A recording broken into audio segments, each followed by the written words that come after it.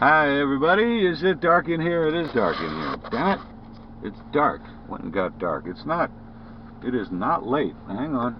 ISS, there you are. Glow from the jazz man's halo. Excuse me. Whoa, Jack. That was anti-ragweed, anti-pollen, anti-dry air, anti-wet air tonic down the windpipe is what it was. Thank you, Kelly Wanderlust. Today you went to Satanic Wendy's. Where have you gone, Wanderlust? You wandered away. Is it your lust for wander that took you out of here? Oh well. Perhaps you're snowed in Colorado. Nobody really knows. You'll turn up. So I was watching Conspiracy Mystic's video, Fly Like an Eagle to the Sea. How you doing, lady? I did get a chance to see your video today at some point before I split. I didn't get a chance to. I've seen a bunch of comments I've not been able to respond to yet. Deep breath, Jazz. There. I wanted to talk about that just briefly. I don't have a lot of time. As far as the light of the spirit leaving the body, yes, well, of course, have I seen a dead body? Yes, I have. Especially coming from where I come from, you can hardly help it. Let's face it. There's two ways to get in and out of Manhattan. One is the Lincoln Tunnel, and the other is a bridge. Okay. There is an alternate third way, and that is to step over the bodies of the East River to get there. You know. So where I come from, it ain't no biggie. But as an adult, yes, I think, did I tell you guys this? I might have. It was a very, you are correct. I mean, there is definitely a light that goes out when a person is alive or when they are dead. It was about 10 years ago. I was visiting, it was my brother on the 4th of July, and he was living in Chapel Hill, North Carolina at the time. A little place called Governor's Club. Whatever the hell that is. A little housing development there. And they were having a 4th of July hoo-ha down there. And I was there, you know, all my niece and nephew and all the in-laws, his in-laws' kids, they're all romping around having a wonderful time at the pool. And I was out to get, you know, supplies. The hot dog buns, the this, that, because they're having a cookout and everything. Sorry, hang on.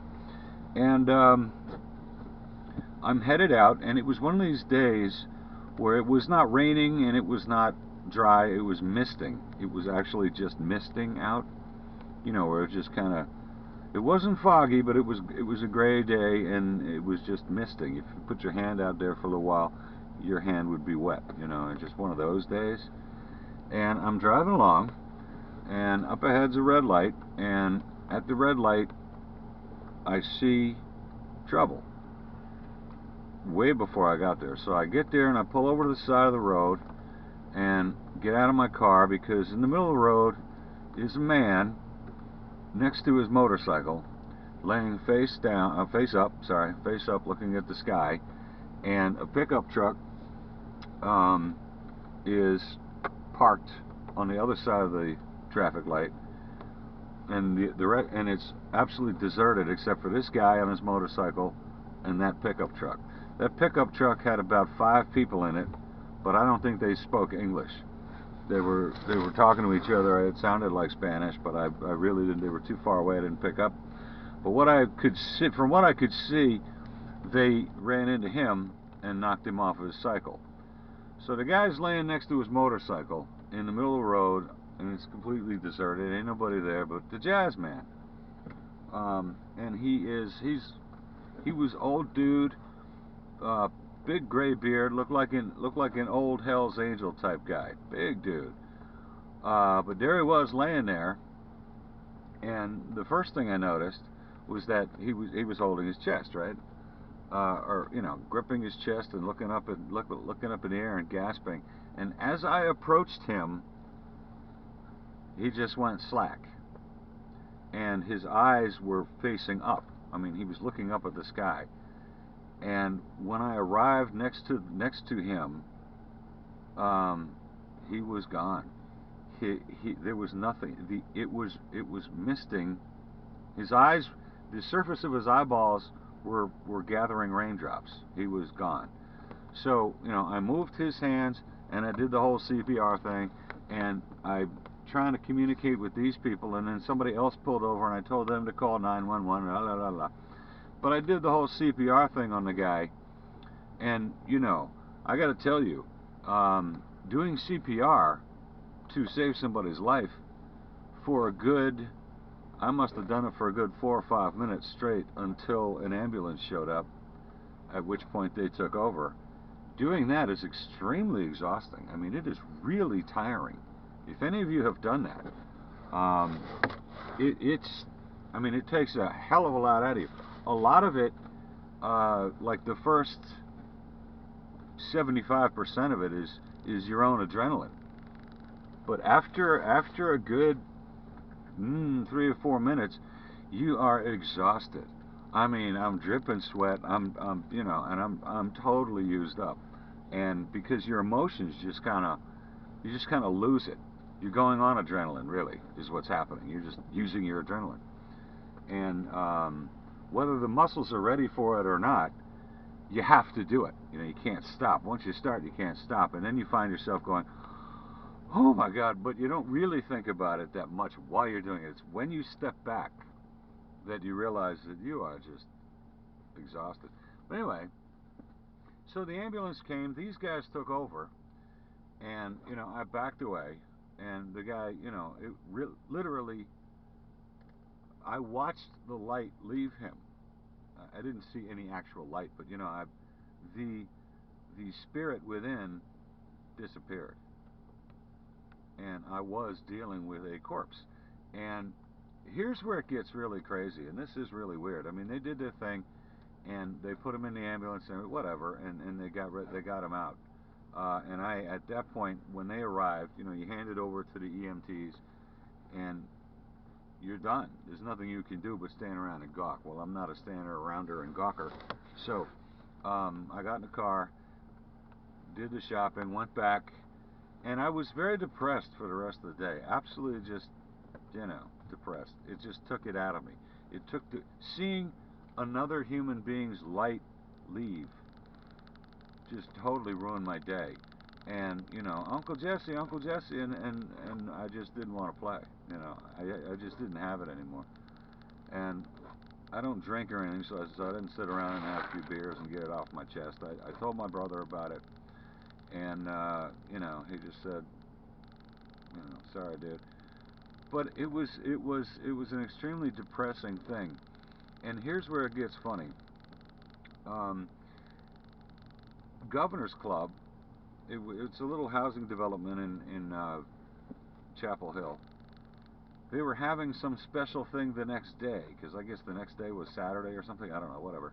And bring your kids and learn, see the fire trucks and all. The fire department was going to be there and everything, so the kids all wanted to go back the next day. And so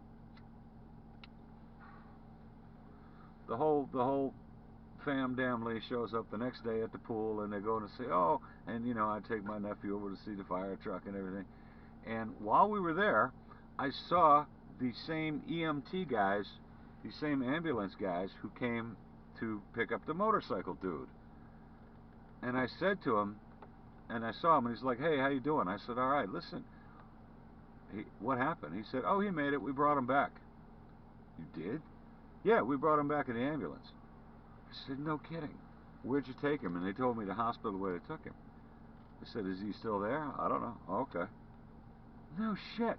And so that day, I was all happy because I'm like, he made it. The dude made it. So, come Monday, I went over to that hospital. I found it. I went there, and I asked about the guy where he was, um, and he had already left. They already checked him out, and he had left. I didn't get his name or anything. It's none of my business. I wanted to ask him something. I did not want to tell him who I was or anything like that. I wanted to know from him where he went. I was really interested to find out from this guy, where did you go? What did you see? In other words, I was interested to see if he recognized me, not because he knows me, because there would be no way he would recognize me. But if he did recognize me, I would ask him, how do you recognize me? You know, I was going to ask him questions about the other side. And did he see me? And did he see all this stuff going on? And where did he go? And that brought another question into my mind, of course, and that is that this guy departed. I watched the light kind of go out, and there was no question I was just dealing with a dead body, or you know, an uninhabited body, whether it was still alive or not. The spirit was gone. So this brings into mind a different question. That is, when they brought him back, I never did see the guy again, and I dropped it right there. But I was interested. But what came back into him? Was it the same guy? Because he left. Now, I understand that we are in a very real way attached to our bodies, and people who astral travel know about the silver cord and everything. So I guess that would explain how the same spirit can come back in. But it did open up a question in my mind, and that is, this guy vacated, you know. Did he come back in, or did something else come back in? You know what I mean? And Evie, you're absolutely right. There is, first of all, there's nothing wrong with sharing that aspect of our existence with children. There's nothing wrong with it. I've seen death since I was little, and it does help to strengthen you and to put things into perspective for you. There's nothing wrong with it at all. And anyone who says so is not just wrong, but they can turn on the evening news anytime they want, because they've been glorifying death in this culture forever. Go see any movie, a TV show, anything, the news. Show me an episode, and I've mentioned this before, where somebody doesn't die. It's always about death. So there is really nobody to argue with you about that. This culture glorifies death. There's nothing wrong with exposing children to the actual truth, which is that this body is inhabited by a spirit, and there is a difference. When the spirit leaves, the lights go out. And I'm really beginning to wonder whether or not we are light. Because as I was looking in this guy's dead eyes, there literally was nobody home. It was a wax figure. There was nobody there. It was a mannequin with glass eyes. You've all seen taxidermy work where you see animals and things, and they're quite obviously dead. There's nothing there. There's no light. So we could very well be made of light. Anyway, I'm sure I've told you that before. I don't know. But it was a very strange episode for me, because it was such a festive occasion, and mine was totally. I had a very depressing couple of days in there until I found out he made it, and I was like, whoa, man. Then it just changed everything. But anyway, I hope I'm sending good vibes to Henry. I hope he's all right. And you are correct. When life is gone, it is gone. And none of us knows when our light is going to go, you know. He didn't know that day. None of us know. I guess that's what keeps it interesting. Anyway, I'm going to check the camera. If I did turn it on, yip-de-doo. If I didn't, I may be back for part 2, or I may not, because I may be running out of time here. Alright guys, yeah, by the way, happy Manic Monday. And this was Jazz Sinclair, quick check-in, the biggest waste of time on the internet, right? We've already established that. Alright guys, I love you all, and I will see you on Lemon Meringue Pie Tuesday. Alright everybody, bye.